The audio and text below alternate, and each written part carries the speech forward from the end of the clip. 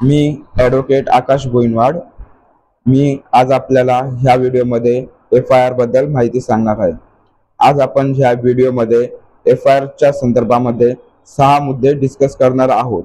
मी आज आपल्याला ह्या व्हिडिओमध्ये FIR बद्दल एकदम सोप्या भाषेमध्ये माहिती देणार आहे, जे की म्हणजे सर्वसामान्य व्यक्तीलाही कळून आली पाहिजे अशी. बघा, जे 6 मुद्दे आहेत ते आपण नंबर बाय नंबर आपण डिस्कस करूया याच्यामध्ये. FIR म्हणजे काय? हा मुद्दा क्रमांक 1 आहे आपला. FIR म्हणजे फर्स्ट इन्फॉर्मेशन रिपोर्ट, म्हणजेच मराठीत सांगायला गेलं तर प्रथम माहिती अहवाल. जी तक्रार, आपल्याला जर कोणती तक्रार असते किंवा आपल्यासोबत कोणती घटना झाली असेल, गुन्हा झालेला असेल, ती तक्रार आपण जर पोलिसांना दिली, तर आपली तक्रार पोलिसांनी घेतली, तर ती तक्रार ते लोक FIR मध्ये कन्वर्ट करतात, म्हणजे फर्स्ट इन्फॉर्मेशन रिपोर्ट मध्ये कन्वर्ट करतात. त्याच्यामध्ये लिहितात आपली तक्रार. आणि मराठी सांगायला गेलं तर प्रथम खबरी अहवाल.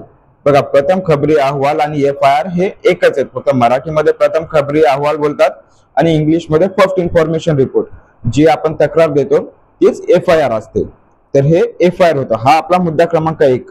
आता मुद्दा क्रमांक 2, FIR कधी दाखल करावी. बघा, जेव्हा एखादी घटना घडते म्हणजे गुन्हा घडतो, बघा वेगवेगळ्या प्रकारचे गुन्हे आहेत आपल्या भारतीय न्याय संहितेमध्ये. हा जो भारतीय न्याय संहिता म्हणजे हा कायदा आहे. या कायद्यामध्ये गुन्ह्यांबद्दल माहिती दिली आहे. तर गुन्हे वेगवेगळ्या प्रकारचे आहेत, जसे म्हणजे मारामारीचा गुन्हा असतो, चोरीचा गुन्हा असतो, चिटिंगचा गुन्हा असतो, फ्रॉडचा गुन्हा असतो, बलात्कारचा गुन्हा असतो, किंवा अब्रू नुकसानीचा गुन्हा असतो, किंवा घरफोडीचा गुन्हा असतो. म्हणजे असे बऱ्याच प्रकारचे गुन्हे असतात. जर असे कोणते जर गुन्हे झालेले असतील, तर तशा केसेसमध्ये आपण ज्या ठिकाणी गुन्हा झालेला आहे तिथे जे पोलीस स्टेशन आहे त्या पोलीस स्टेशनला जाऊन आपण त्या गुन्ह्याची तक्रार आपण पोलिसांना देऊ शकतो. जेव्हा आपण पोलिसांना तक्रार दिली, त्याच्यानंतर मग ते पोलीस अधिकारी काय करतात, आपली तक्रार घेतात, ती नोंदणीकृत करतात आणि त्याच तक्रारीच्या बेसिसवर ते FIR दाखल करतात, म्हणजे आरोपींविरुद्ध. आता बघा, FIR कोणाविरुद्ध दाखल करावी हाही महत्वाचा मुद्दा आहे. बऱ्याच वेळेस कसं होतं की एखादा गुन्हा झाला, तर त्या गुन्ह्यामध्ये कधी कधी आरोपी आपल्या ओळखीचे असतात, किंवा त्याच्यापैकी काही आरोपी असे असतात की ते आपण त्यांना ओळखत नाही.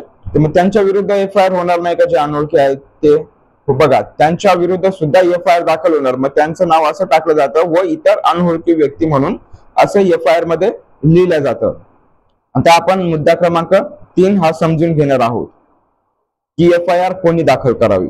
बघा, उठून सुटून गेलं पोलीस स्टेशनला आणि FIR कोणी दाखल करावी, तर तसं नाहीये. त्याला कायदेशीर प्रोसेस आहे की FIR कोणी दाखल करावी. FIR अशाच व्यक्तीने दाखल करावी की त्याच्या विरुद्ध काही अन्याय झालाय, त्याला कोणी हार्म केली, इंजुरी पोहोचवली किंवा हार्म झालाय त्याला, किंवा म्हणजे त्याचा काही लॉस झाला आहे, तर तशा व्यक्तीने FIR दाखल करावी. तर बऱ्याच वेळेस काय होतं की जसे काही मर्डरचे गुन्हे असतात, सुसाईडचे गुन्हे असतात, तर तशा केसेसमध्ये तर ती व्यक्ती मेलेली असते, तर ती मेलेली व्यक्ती कशी काय म्हणजे FIR दाखल करेल. तर आपल्या भारतीय नागरिक सुरक्षा संहितेमध्ये विक्टिमची डेफिनेशन दिली आहे. तर अशी व्यक्ती ती जर मेली असेल, तर तिच्या बिहाफ मध्ये जे तिचे लिगल हिअर्स असतील, लिगल रिप्रेझेंटेटिव्ह असतील किंवा नातेवाईक वगैरे असतील, ते सुद्धा अशा घटनेची तक्रार जी आहे ती पोलीस स्टेशन मध्ये करू शकतात. आता मुद्दा क्रमांक 4, FIR कुठे दाखल करावी. बघा, हे समजून घेणं अत्यंत गरजेचं आहे. FIR जी असते ती नेहमी पोलीस स्टेशन मध्येच दाखल होते. पोलिसांव्यतिरिक्त इतर कोणत्याही सरकारी कार्यालयामध्ये किंवा इतर कोणत्याही सरकारी कर्मचाऱ्याला अधिकार नाही FIR दाखल करून घेण्याचा.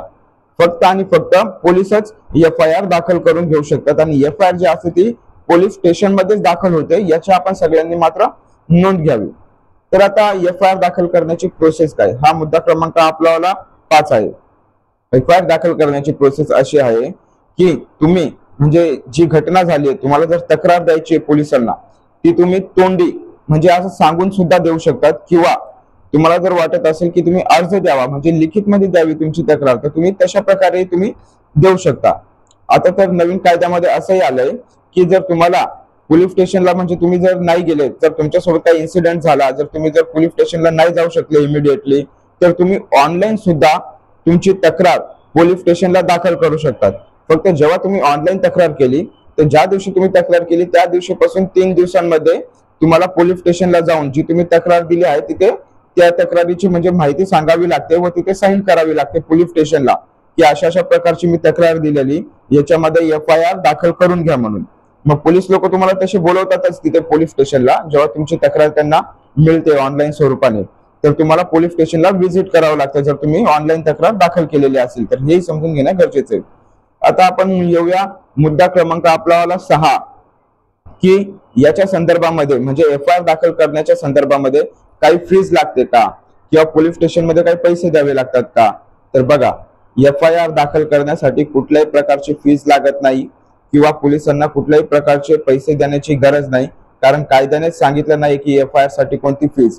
म्हणून आपण FIR दाखल करण्यासाठी फीज द्यायची नाही कोणालाच, व पोलीस स्टेशनला देखील आपल्याला पैसे द्यायची गरज नाही FIR दाखल करण्यासाठी. FIR जो असतो हा तुमचा अधिकारच असतो तक्रार दाखल करण्याचा. जर एखाद्या व्यक्तीविरुद्ध जर अन्याय, अत्याचार, काही घटना झाली आहे, त्याला जर काही लॉस झालाय, इंजुरी झाली आहे, तर तो त्या घटनेची तक्रार जी आहे ती पोलीस स्टेशनला करू शकतो.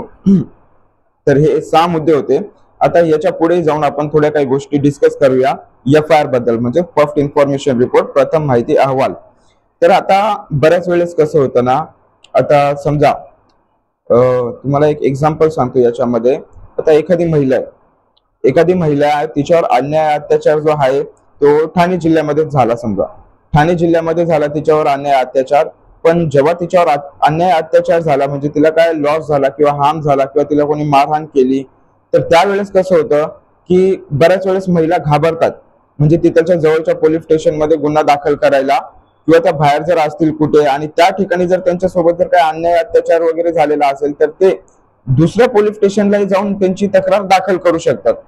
आपण जर भारतीय नागरिक सुरक्षा संहितेचं जर कलम 173 बघितलं, जे की FIRच्या संदर्भामध्ये आहे, त्याच्यामध्ये लिहिले irrespective of the any area म्हणून, म्हणजे ज्या ठिकाणी घटना झालेली आहे तर फक्त तिथेच द्यायला पाहिजे असं नाही, इतर ठिकाणी जरी तुम्ही दिली तरी चालते.